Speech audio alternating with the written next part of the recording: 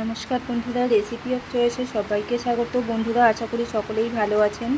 আজকে আমি একটি চিঁড়ের পকোড়ার রেসিপি শেয়ার করছি। ভালো লাগলে অবশ্যই একটা লাইক করে শেয়ার করে সাবস্ক্রাইব করে দেবেন।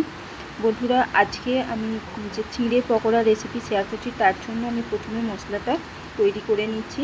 দিয়ে দিয়েছি 4টে কাঁচা লঙ্কা, ঝালটা অবশ্যই নিজের পছন্দ মতো, আর দিয়েছি 6-7টা রসুন কোয়া, সেই পরিমাণ মতো দিয়েছি আদা। ওটাকে থেঁতো করে নিয়েছি। এবার আমি বেটে নেব মুসুর ডাল। মুসুর ডালটাও দিয়ে দিচ্ছি। মুসুর ডালটা 1 ঘন্টা ভিজিয়ে রেখেছিলাম। ভালো করে জল ঝরিয়ে নিয়ে মুসুর ডালটা এবার মিক্সিং গ্রাইন্ডারে দিয়ে দিচ্ছি। এবার এর মধ্যে অল্প একটু জল দেব। জল দিয়ে এটাকে পেস্ট করে নেব। আর চিঁড়েটাও কিন্তু আমি পেস্ট করে নেব। চিঁড়েটাও ভালো করে বেছে ধুয়ে পরিষ্কার করে জল ঝরিয়ে নিয়েছি। এর মধ্যে সামান্য একটু জল দিয়ে এটাকেও পেস্ট করে নেব। তো সব এই চিঁড়ের পকোড়ার জন্য সব কিছু আমি পেস্ট করে নিলাম। এবার এদিকে আমি নিয়ে নিয়েছি পেঁয়াজ কুচি, 2টো মাঝারি সাইজের পেঁয়াজ কুচি করে নিয়েছি। দেখুন, চিঁড়েটা পেস্ট করে নিয়েছি, এরকম একটা মণ্ড তৈরি হয়েছে। এবার এর মধ্যে আমি দিয়ে দিচ্ছি 1 টুকরো লেবুর রস। এবার এর মধ্যে দিয়ে দেব থেঁতো করে রাখা আদা, রসুন, কাঁচা লঙ্কা।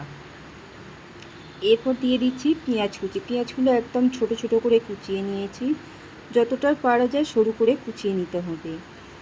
আর এবার এর মধ্যে দিয়ে দিচ্ছি 1 চামচ, ছোটো চামচের 1 চামচ জিরে গুঁড়ো, আর দিয়ে দেবো স্বাদ মতো লবণ। তারপর এটাকে হাত দিয়ে ভালো করে ময়দা মাখার মতো মেখে নিতে হবে। আর এখানে কিন্তু আমি সব উপকরণ কিন্তু আমার প্রয়োজন মতো নিয়েছি, কোনো কিছুই কিন্তু আমি মেপে নিইনি। আর মসুর ডালটা যে বেটে নিয়েছি, এটা কিন্তু জলের পরিমাণটা নিজেকে ঠিক করে নিতে হবে। পাতলা ব্যাটার হয়ে গেলে কিন্তু ভালো হবে না। তো আমার এখানে এটা মণ্ড তৈরি করা হয়ে গেছে। এবার আমি এর মধ্যে একটু 2 চামচ মতো কর্নফ্লাওয়ার ছড়িয়ে ভালো করে মিশিয়ে নেব। খুব সুন্দর করে এটাকে মিশিয়ে নিতে হবে হালকা হাতে। খুব ভালো করে মিশিয়ে নেব। আর ওদিকে আমি কড়া বসিয়ে দিয়েছি। কড়ার মধ্যে দিয়ে দেব পরিমাণ মতো সাদা তেল। আমি এখানে সাদা তেল ব্যবহার করছি, আপনারা চাইলে সরষের তেলেও এটা তৈরি করতে পারেন। আর এই রেসিপিটা কিন্তু বন্ধুরা সত্যি বলছি, এটা তৈরি করার পর দেখবেন নিজের জন্য খাবার হয়তো কিছুই থাকবে না, ভাজার সাথে সাথে শেষ হয়ে যাবে। যে কোনো দিন চিড়ে খায় না, সেও বারবার এই জিনিসটা খেতে চাইবে। দেখুন, কড়া বসিয়ে দিয়েছি। কড়ার মধ্যে মুসুর ডালের যে ব্যাটারটা তৈরি করছি তার মধ্যে দিয়ে দিলাম পরিমাণ মতো লবণ। লবণটা দিয়ে আমি এটাকে ভালো করে হাত দিয়ে ঘেঁটে নেব।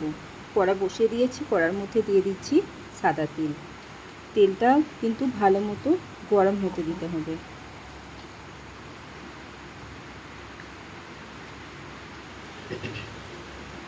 আর এই চিড়ের পকোড়ার জন্য কিন্তু নিজের পছন্দ মতো আকার হাতের তৈরি করে নিয়ে তারপরে এটাকে ভেজে নিলাম। আমি এটা কম তেলে ভাজার জন্য আমি এইভাবে চ্যাপটা চ্যাপটা আকারে তৈরি করে নিচ্ছি।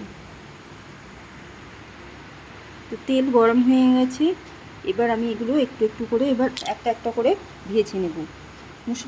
মুসুর ডালের ব্যাটারটা হাত দিয়ে ভালো করে ঘেঁটে নিচ্ছি।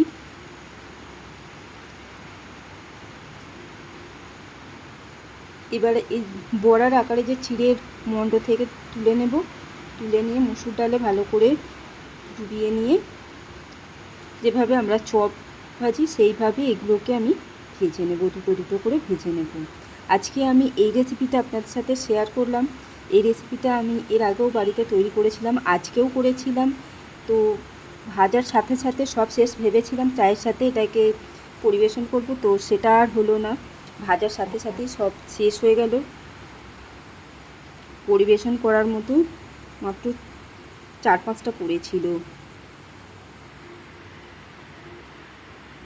দেখুন, দুটো দুটো করে আমি এইভাবে ভেজে। আপনারা কিন্তু এই চিড়ের পকোড়াটা টমেটো সস দিয়েও খেতে পারেন, নিজের পছন্দ মতো সস দিয়েও খেতে পারেন। আর এই পকোড়াগুলো কিন্তু লাল লাল করে ভেজে নিতে হবে। আঁচটা মিডিয়ামে রাখতে হবে, রেখে ভালো করে ভেজে নিতে হবে। আর এগুলো আমি খুন্তি করে উল্টে দিচ্ছি, এটা বাঁ হাতে নাড়াচাড়া করছি বলে উল্টাতে একটু অসুবিধা হচ্ছে, তো ডান হাতে